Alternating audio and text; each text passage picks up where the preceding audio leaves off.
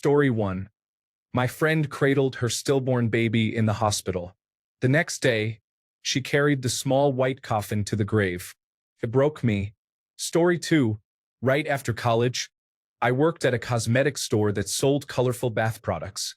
Occasionally, a woman would come in who clearly struggled with a serious drug addiction. Sometimes she had her young son with her, maybe 4 or 5 years old, probably on the days she had visitation rights. She would come in high, showing him everything in the store, even though she couldn't afford to buy anything. What struck me was his face. The way he just stood there, quietly taking it in with the saddest eyes I have ever seen on a child. Story 3. My freshman year in high school, I went to a friend's house and noticed several cans of dog food in his bedroom. At first, I thought they had a dog, but then I realized there was no dog. I asked him why he had dog food without owning a dog, and he responded, "You should try it sometime. It's not that bad." His family was so poor that they were buying the cheapest dog food from Walmart for him to eat. That moment stuck with me. It was quiet, sad, and said so much without anyone having to explain anything.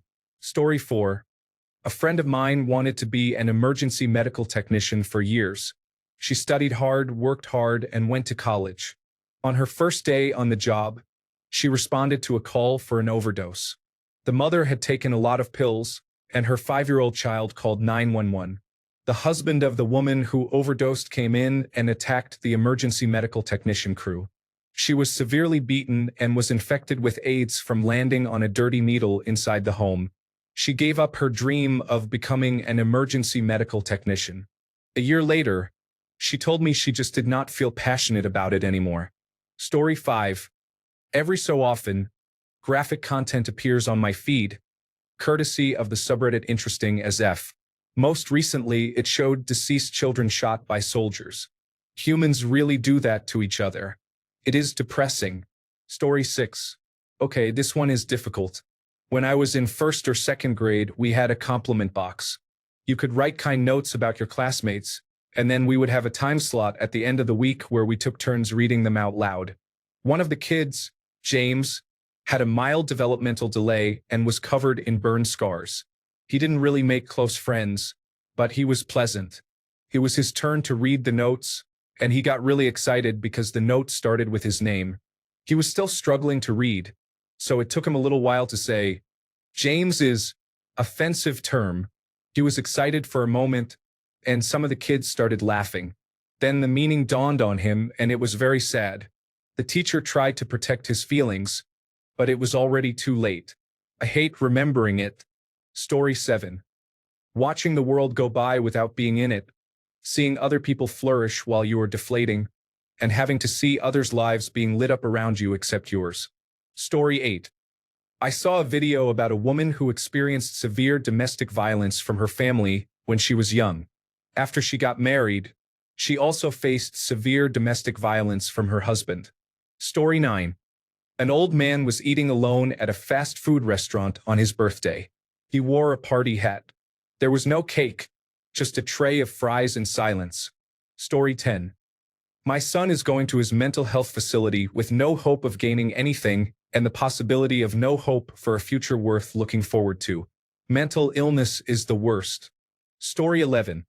A dashcam video shows a stray brick bouncing off the back of a truck coming down the opposite side of the road. The brick flew through the front windshield, killing a mother in the passenger seat. All you hear is the audio of the husband and child screaming and crying about what happened. It all occurred in the blink of an eye. There is no visible gore, only their voices reacting to the tragedy. Story 12. When I was 4, my dad was diagnosed with cancer and succumbed to it 4 years later. At one of the nursing homes where he stayed, his roommate was a young man who had dived headfirst into a flooded lake and broken his neck on a submerged picnic table. As a result, he was unable to speak, and the only part of his body he could move were his eyelids. I would play with my toy cars and quietly watch him while my parents visited. Even as a child, I knew the poor man was living hell on earth. For some reason, I always wondered if he was actually enjoying whatever television show the nurses had turned on for him that day. Story 13. I was on the oncology ward receiving chemotherapy with the other cancer patients. A young man came in, probably in his early 20s, and the nurse was setting up his intravenous line. He was very upset, crying, saying, "I don't want to do this, I don't want to do this." His mother, who I assumed was his mom, was trying to comfort him while the nurse prepared his intravenous line.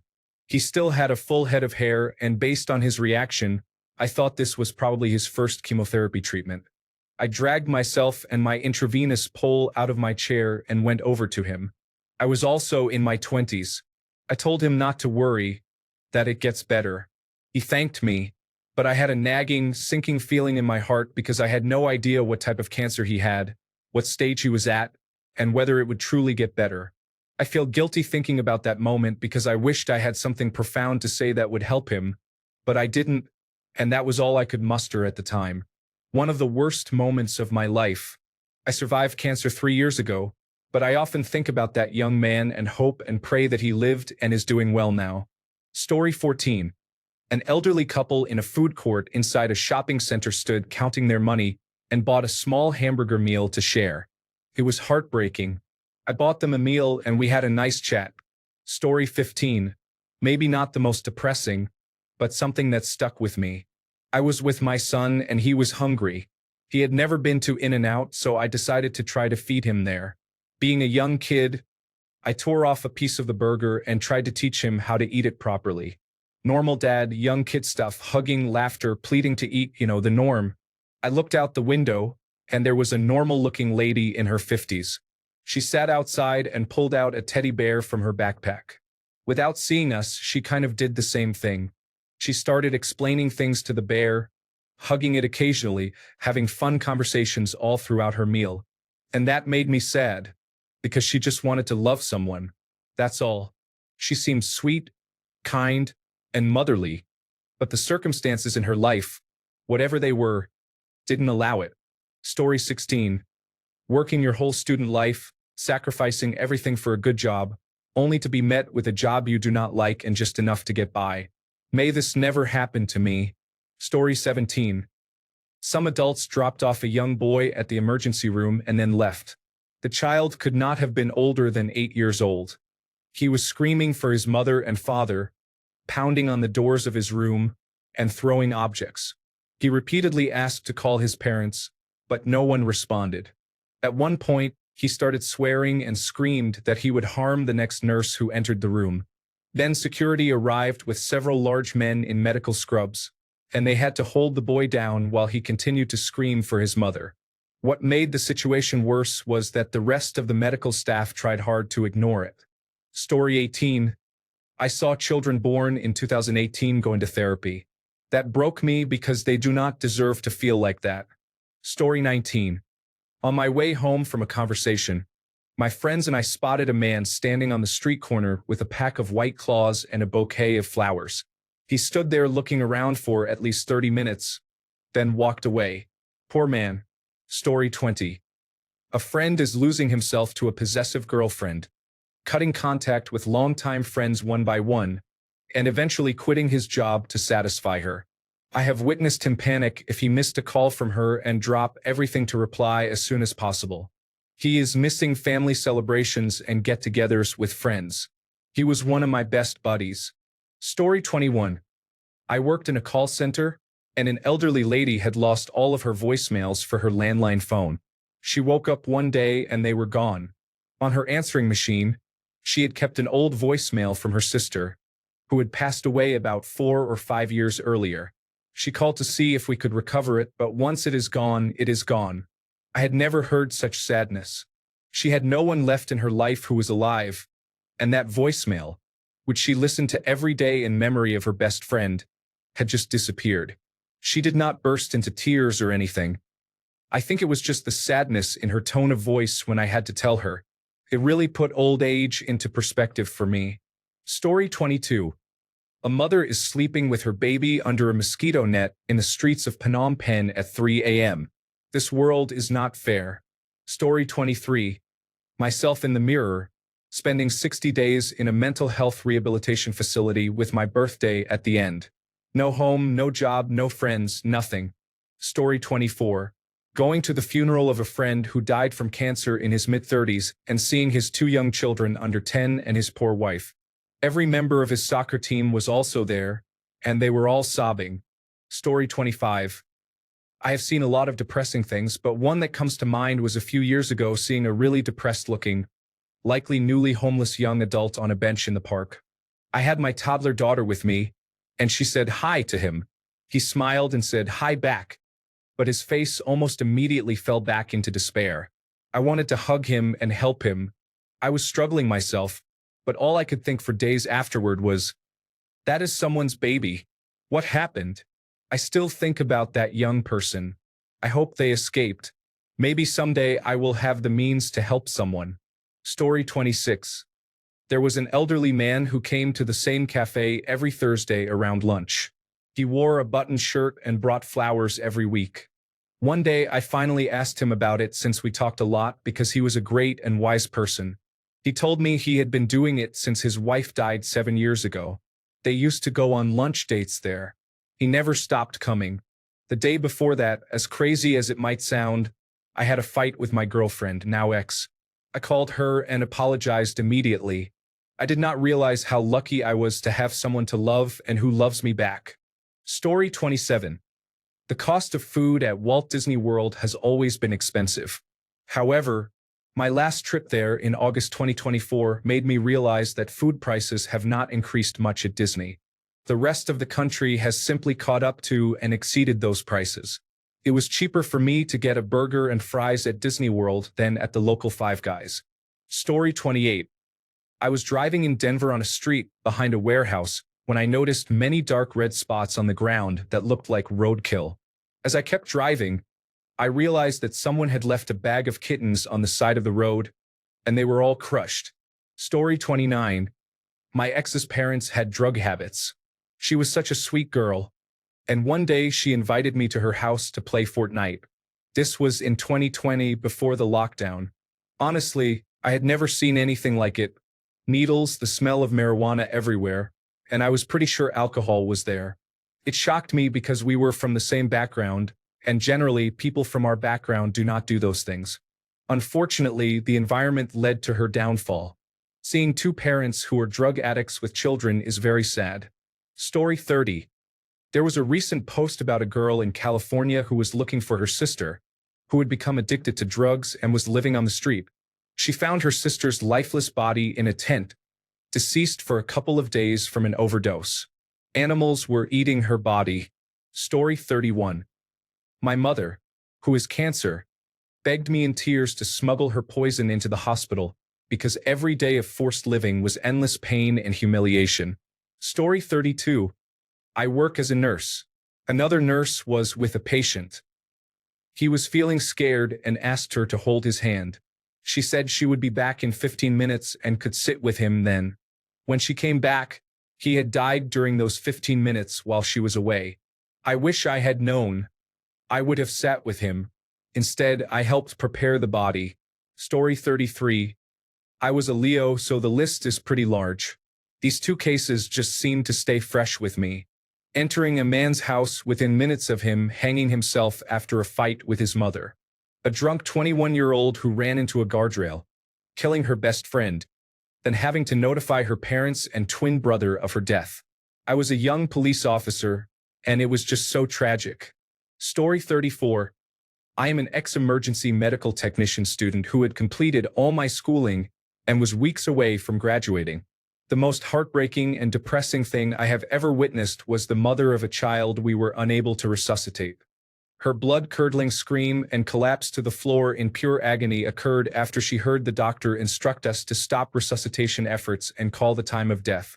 Someone had allowed her into the other side of the trauma bay, so she saw and heard everything. I immediately recognized the mother from my work in addiction recovery. She had become sober for this child, and I had worked with her extensively on her recovery. She did not see my face because it was during the COVID-19 pandemic, and I was wearing all available personal protective equipment. The medic team that responded initially achieved return of spontaneous circulation, but lost it during transport, so the mother expected her child to be alive when she arrived. My team was asked to assist with the code because they were short-staffed. My own preceptor left the room when they saw the lifeless child on the stretcher. I later learned the child died from a seizure. The mother had found them unresponsive. The mother's screams and pleas for God not to take her child will stay with me forever. I can still hear them as clearly as day, even after nearly 5 years and much therapy. Adding to the tragedy, the mother relapsed on the first anniversary of the child's death and overdosed. Story 35. On a train from Oaxaca to Mexico City, we passed through some deplorable living situations. For 3 hours, I sat there crying for people who had to live like that. I was 14, and it really changed how I viewed the world. While it made me appreciate my privileged position, it also imposed a deep sense of guilt upon me. Story 36. When I was going through rehabilitation after a failed suicide attempt, there was an Afghanistan war veteran who had both his legs blown off and had fragment scars along his neck and face. He was the most positive person I ever met. Hearing his story and him saying, "I will never forget this," being told you will never have children or the ability to love is something I truly feel no one should experience. But I guess God wanted to teach me something, made me realize my problems are nothing in comparison. Story 37. A 90-year-old woman in psychiatry accompanied her 70-year-old daughter, who was completely schizophrenic, drooled, screamed, and was delirious from morning to night. Story 38. A Komodo dragon eating a cat. The cat kept meowing. I did not see this firsthand. It was a video on a social media platform. Apparently, it happens often in Australia. I deleted the app after that. I do not support that company. Story 39. Daily videos of the massacre in Palestine show very young children having their limbs amputated without anesthetic. It is extremely grim. Story 40. Hot Pockets have increased in price from $1.75 to $3.99 between 2018 and the present. Other than that, I am watching my brother slowly destroy his life one mistake at a time while trying to help him. He keeps falling back into old habits.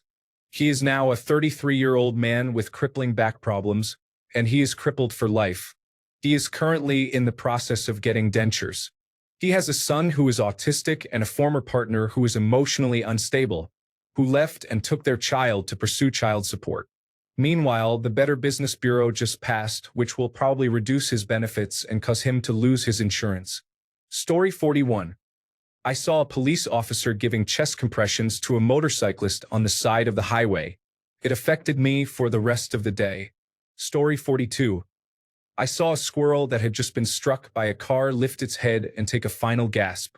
I have seen and experienced terrible things, been there at the end of all of my pets and loved ones' lives, many of whom I still mourn. This sudden, violent death of a creature absolutely hit me. I think it was the straw that broke me after seeing how much pain, suffering, cruelty, and death we inflict on other beings. Watching the bright eyes still shining as it gave up its last was truly depressing. At this point, I have to watch the incredibly fine line between knowing what is going on and my mental health. I would say more about the suffering and cruelty I have seen and survived, but the pointless death of that harmless creature is already enough. Story 43. Did not really see it, but it happened almost in front of my grandmother's house. A woman who was a victim of domestic abuse had finally managed to leave and won custody of her children. She was shot inside her car by her ex-partner, the abuser. The children were in the back seat and saw everything. Story 44. Driving down a 2-lane country road, I saw something small yet bright in the road ahead. I stopped to see what it was and was shocked and saddened to find a car-struck goldfinch lying dead, its mate standing and looking down at its lost partner. The mate did not fly away until I picked up the poor bird, lying pitiful and still, to place it into the brush beside the road. It made me sad to think of this small but powerful example of how humans have ignored much of their responsibility to care for other lives in our environment. Story 45. What is happening to our beautiful Mother Nature? Just yesterday, I was crying while watching a documentary about orangutans.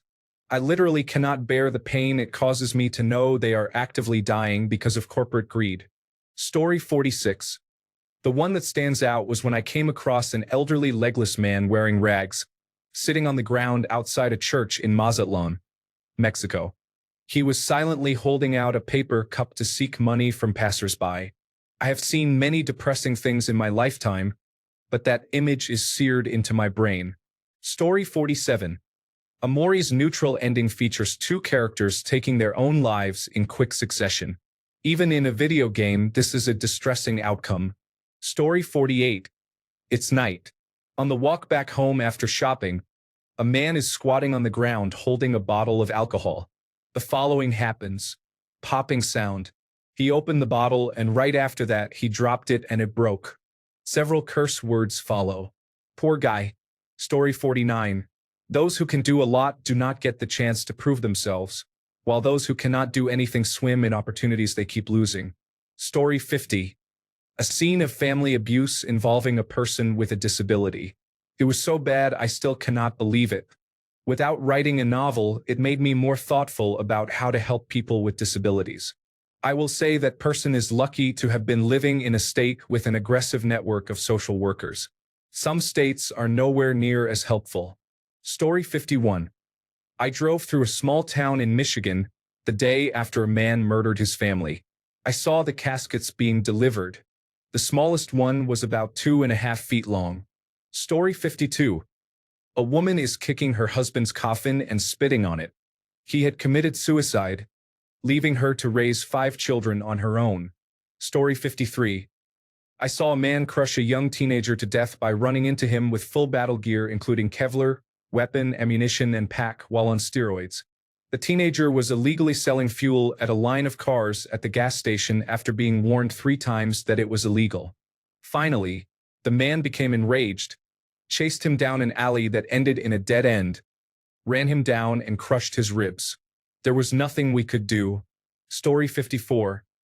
My cousin was in the hospital bed during his final moments after one last dose. He went into cardiac arrest just after his sister and I returned to the waiting area. We were the last family members to see him. Stay away from heroin and fentanyl, children. Story 55. I remember seeing a video posted online by a group of teenagers filming a man drowning himself in a lake, and instead of helping him, they were laughing and shouting things such as, "What a creep, brother." Story 56. 1 year ago, my mother was doing really well, full of life. Then, about 2 months before she passed away, she was prescribed several different high blood pressure medications. She began to change drastically in appearance. Her hair started to fall out in patches. One day, her eyelids would not close. The next day, she could not speak. 2 days later, that was it. A slow dying process is the worst, especially when it is your parent. We were not ready for that. Story 57. Recently, the video of the flooding in Center Point, Texas, with the house floating down the river with a cat inside takes the cake at the moment. Story 58. My morbid curiosity always led me to some strange blogs, and though most of it was just edgy rambling, I can't forget one written by a mother who advocated for pool safety. After an injury while playing in a pool, her daughter became bedridden with no prospect of getting better, kept alive only by her mother's will. The whole blog detailed pool safety and what her daughter could be doing, such as how she would be doing in school and how a certain actress looked like her. There were some ramblings here and there. The mother never mentioned other family members or friends who supported her. Her posts were frequent and had been going on for years. I can only imagine the pain of her grief at losing such a young child in that way. I felt genuinely sorry for her. That happened some years ago, so I can only assume how things are going now.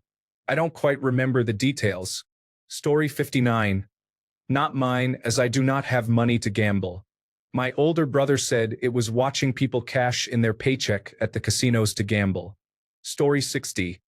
Helping to pull the body of someone off the track who tried to cross railroad tracks and did not see the oncoming train that hit him. Story 61. I work in mental health and have seen a lot. I had an older black woman with substance use problems as a client. She said to my supervisor, "I never thought I would have a big, strapping white man to take care of me." And I thought that was a great compliment.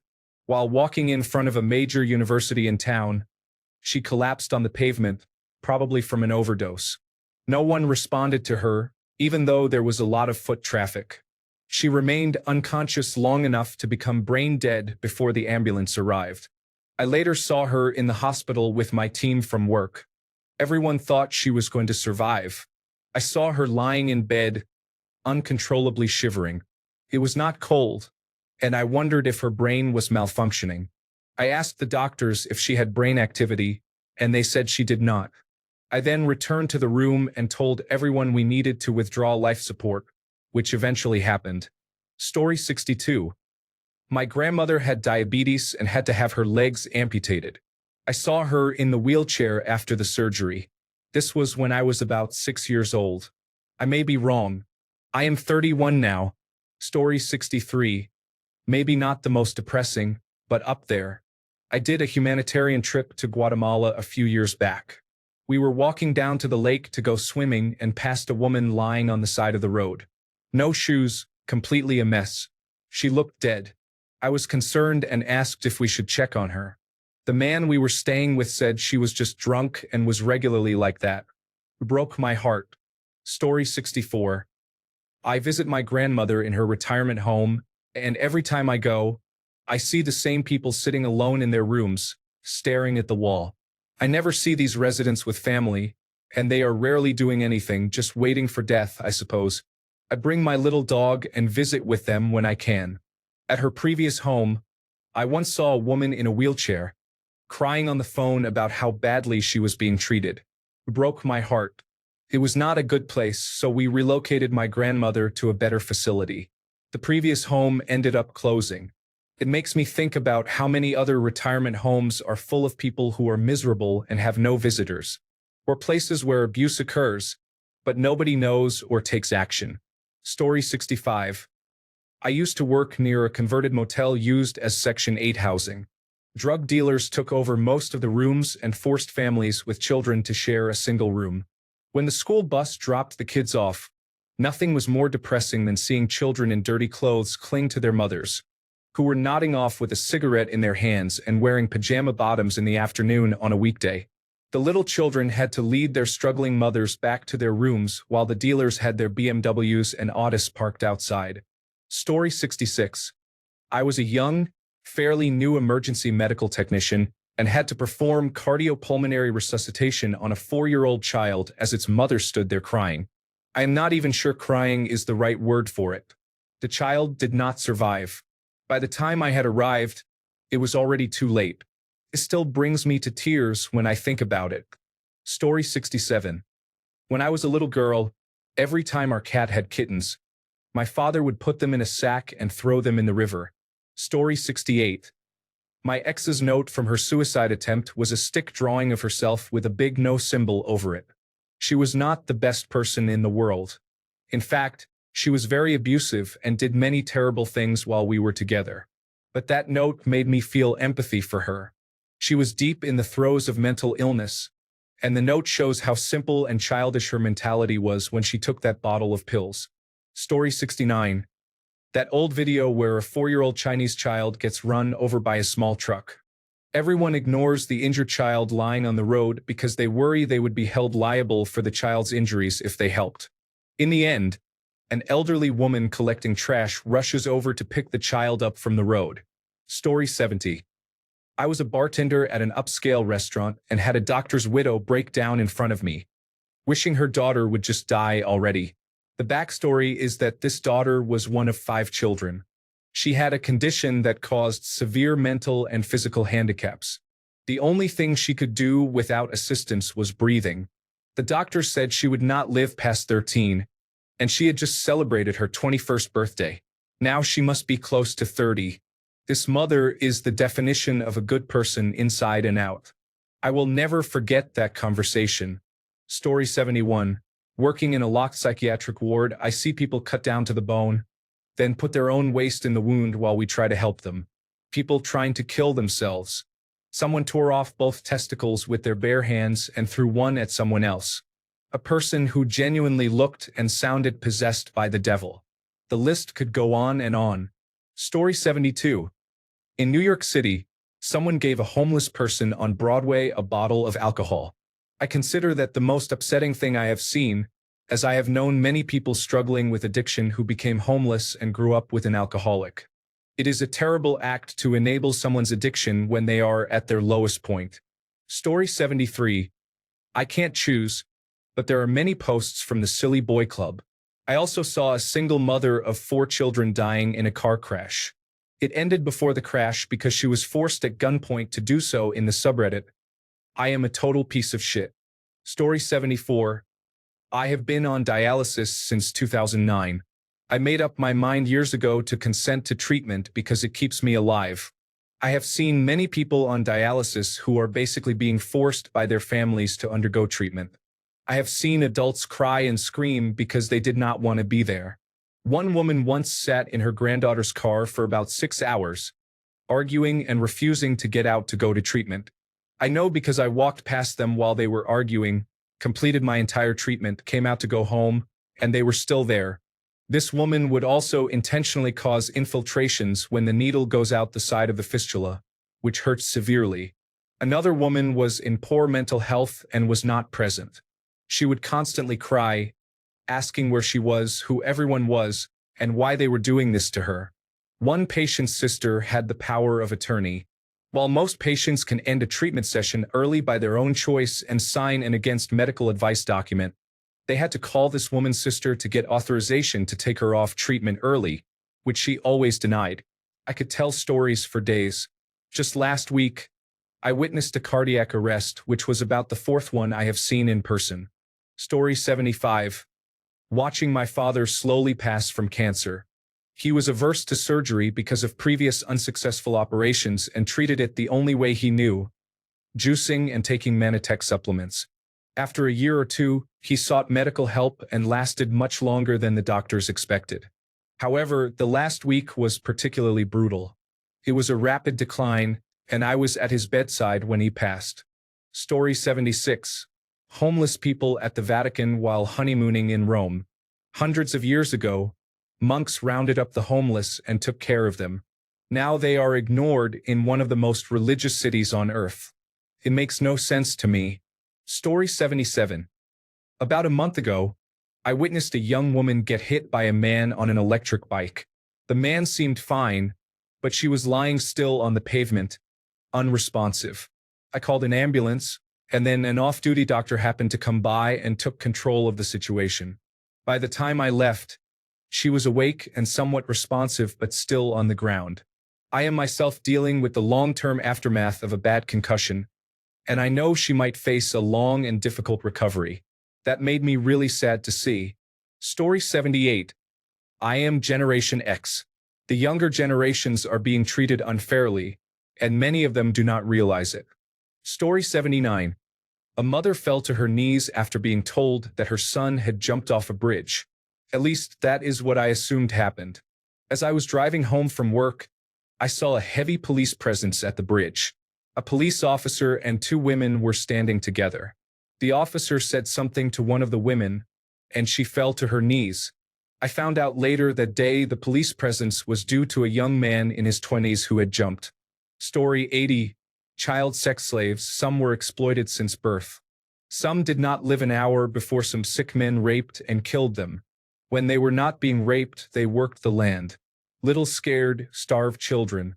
I started volunteering as a teenager, trying to help as many as we could rescue. Most of the men who exploit them are regular people. Teachers, fathers, mail carriers, cooks. Your own family members could be doing those things and you would never know. Story 81. 1. Seeing my mother become a shadow of her former self after an ischemic stroke was heartbreaking.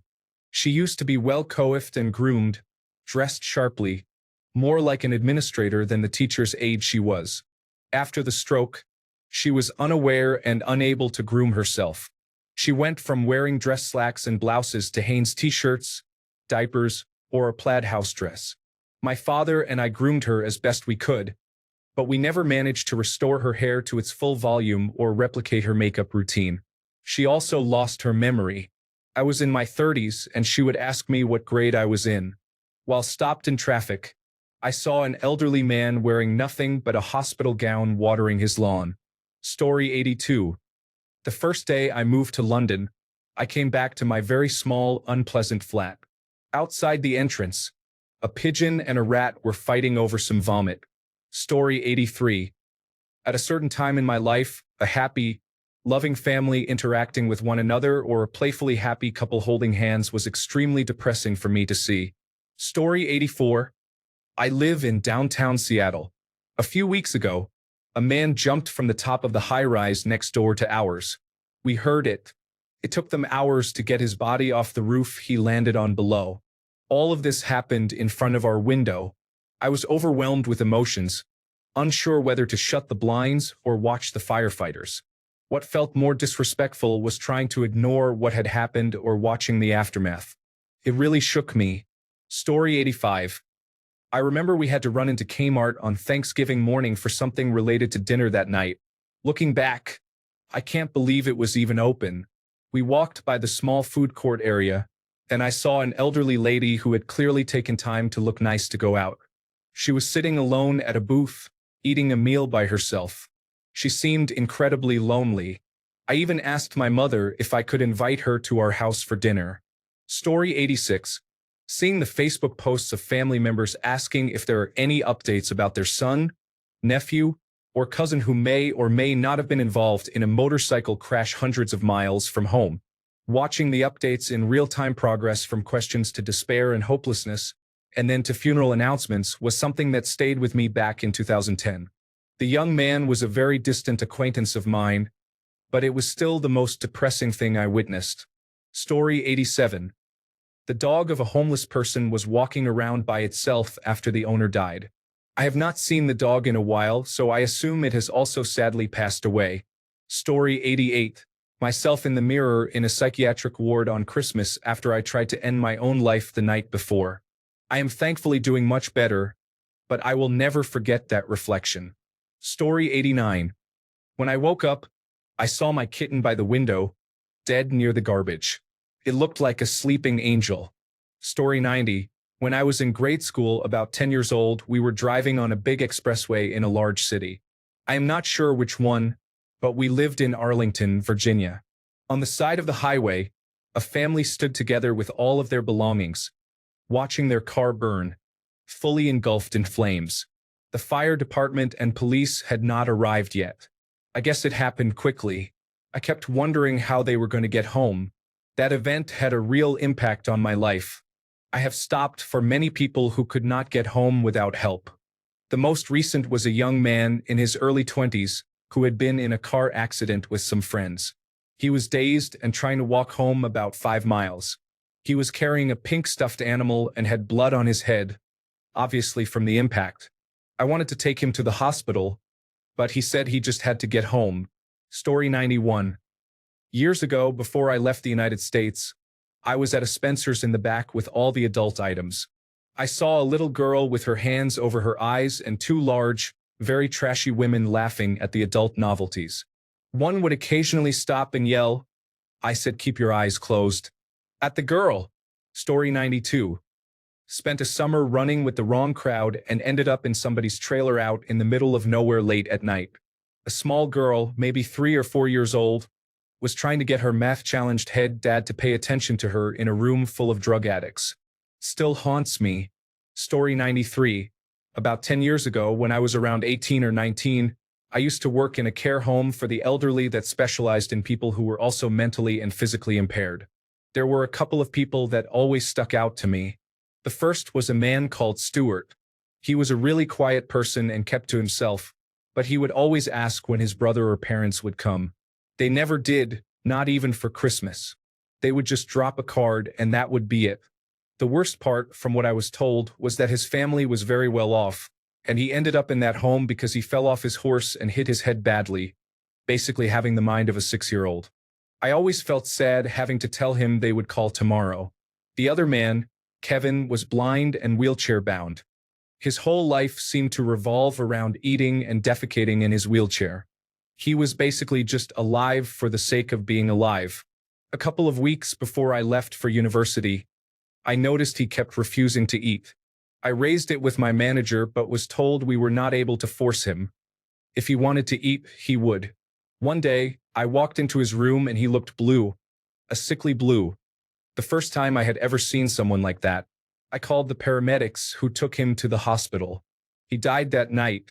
I suspect he was tired of his situation and just decided to end it. It really put into perspective how fragile life is.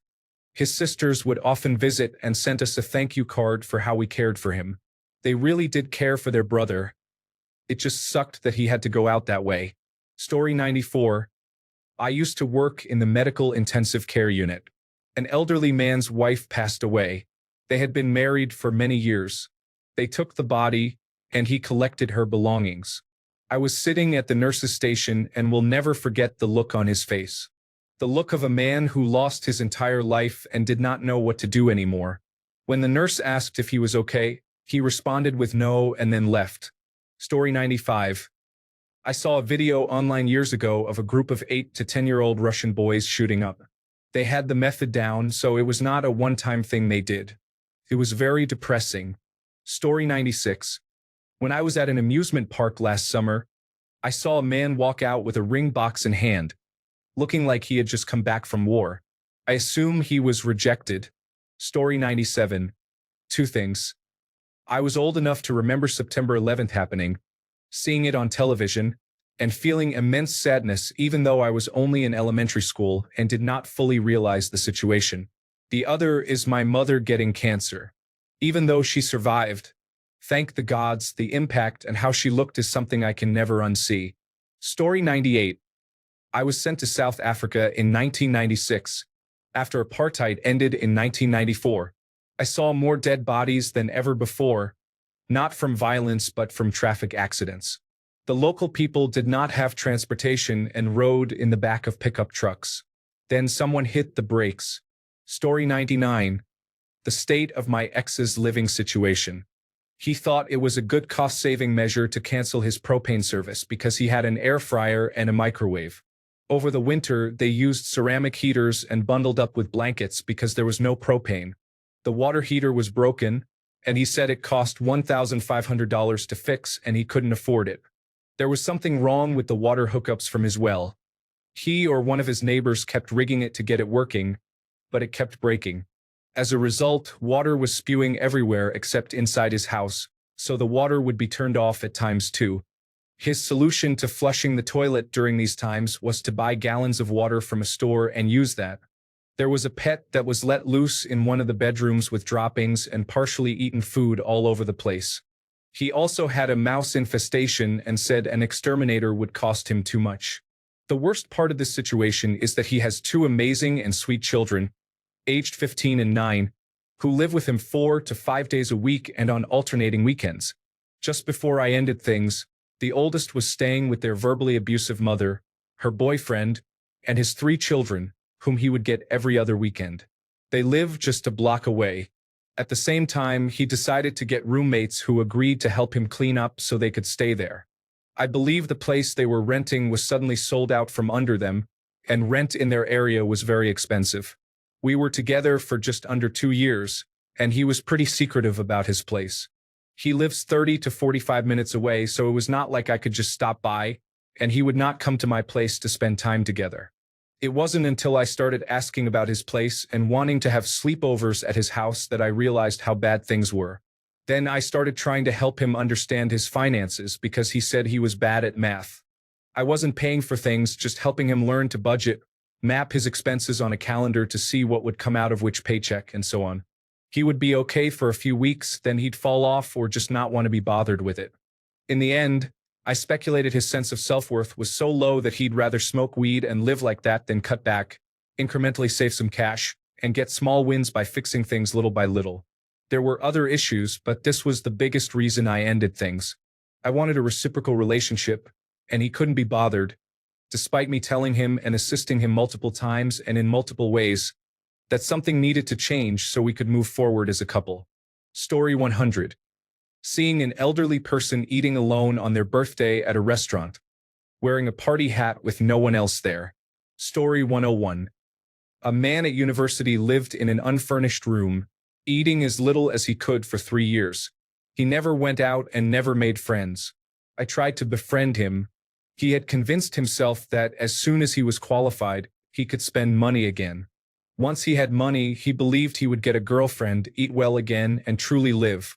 Until then, he sat in an empty room like a prisoner, alone, wasting the most formative years of his life on a hypothetical future.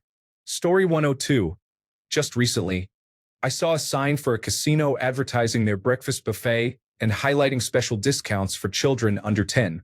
This was not a nice Las Vegas casino. It was a small place in a rough part of Seattle. Story 103. I was a nurse's aide and worked in home health care. I took care of the sweetest older lady. Her house was literally falling apart. There were 2 gigantic holes in her ceiling. Her shower did not work, and her kitchen sink did not work. She lived with her daughter. They lived in absolute filth. Not hoarding, just filth. I cleaned as best as I could. It was very cold in the house during the winter. I had to take her to the neighbors for personal care. Her son would only visit her on the day she received her check. They would spend her money and then disappear for another month. I made several reports to Adult Protective Services, but it took a year for them to take any action. Story 104. When I was about 20, 2 children were playing a game called Chicken and running across the street in front of cars. I did not actually see them playing, but I ran out in front of my apartment when I heard the screaming. A deceased 7-year-old boy was lying in the street. This was around the year 1980. Story 105. When I was still in my active addiction, I watched my friend, 8.5 months pregnant and about ready to give birth, smoke a tray of black tar heroin until she puked on her own pregnant stomach, then finish off the tray with bile on it because she couldn't bear to waste it. Perhaps the worst thing I have ever seen. I have also dealt with a lot of abscesses. I am now 5 years sober, and there are many images I cannot get out of my brain. It makes me sick with myself, but all you can do is carry on. Story 106.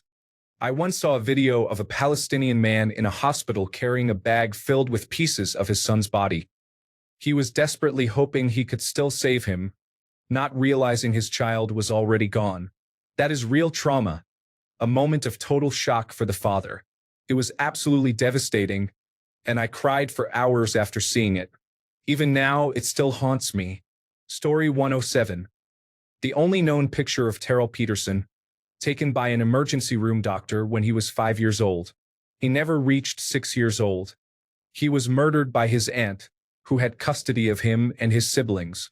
Child Protective Services knew about the abuse this little boy suffered from the day they placed him in his aunt's care. Yet nothing was done until he died. Story 108. Honestly, a man rolled one of those flatbed foldable hand trucks on the subway with 2 children asleep in it. Story 109.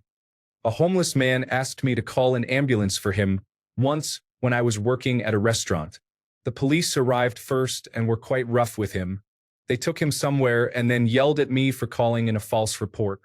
I genuinely did not know what to do. That was over 14 years ago, and it made me very sad how they treated him. I never trusted calling the police again. Story 110. I ended up in a state-run mental hospital for a few days. I said I was suicidal because I needed detox and had no way to access it. There was a man there who believed he was the mayor of a suburb. His problem was that someone was pretending to be him and acting as mayor. He thought many unusual things and was clearly schizophrenic. You could tell within a few minutes, and he looked the part. He had wild hair going in all directions, unfocused eyes, and a very distinct, unnatural facial expression. One day, he told me people stared at him in public, and he had no idea why. It was heartbreaking. He was aware something was wrong, but not aware enough to do anything about it or understand why. Thanks a bunch for sticking around till the end of the video. Remember to subscribe, and until next time, stay awesome and goodbye.